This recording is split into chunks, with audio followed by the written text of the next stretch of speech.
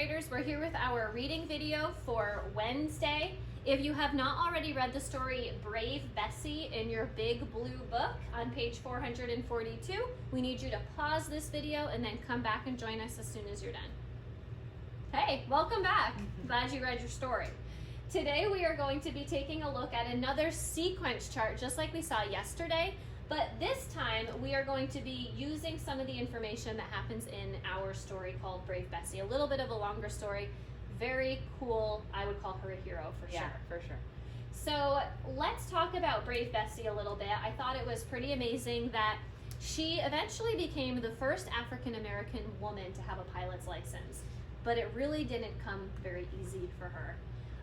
But through all of her hard work and her commitment, she eventually paved the way for more women to become pilots in the future, which I think was pretty awesome. Yes. All right, so when we look at our sequence chart, I see those transition words again: first, next, then, and last. What are we going to do today?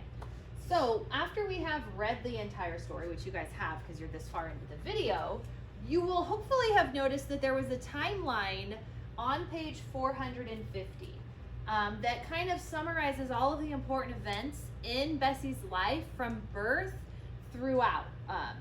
College, moving to France, getting her pilot's license, and everything that happened after that. So we want to focus, after reading the story, on that timeline and pull events in order that they occurred and put those events, 4 out of the several that you have to choose from. There's definitely more than 4. Yeah, like there's 8 a or lot. 9, Yeah. it looks like, that you have to choose from. Just make sure, again, that you are doing them in order and that you are listing the date that they occurred when you write them down. So let's go ahead and do maybe the first and the second one for them, and then they can use their book to figure out the last 2. Sounds good. All right.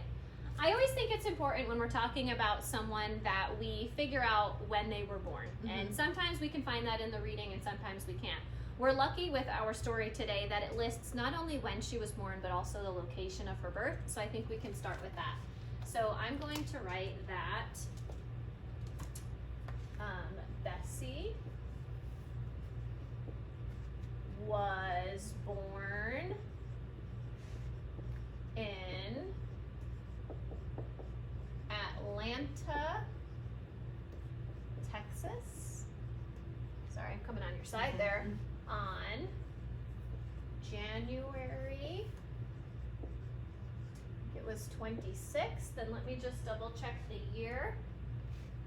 1892. Ooh, that was a long time ago. She is older than my grandpa. She's much older than Nathaniel and Julie's mom, who's also named Bessie. Yes, this is a different Bessie. Different Bessie. In case you were wondering. All right, so I'm going to hand it over. You're allowed to choose any event that you would like, but remember, the kids need to be able to fill in 2 at the end. Okay, so I'm not going to jump to the end. No I way. need to save several. Try to go in order. Okay, so next they talk about Bessie enrolling in college. That's important. She moves to Chicago, Illinois. And then in 1920, she sails to France in the SS Imperator. So I think that was really important when she moved to France in order to get her license, because they were actually teaching women there. Yep. So I'm going to say in 1920, Bessie sails to France. All right. That's what I'm going to say. So in 1920,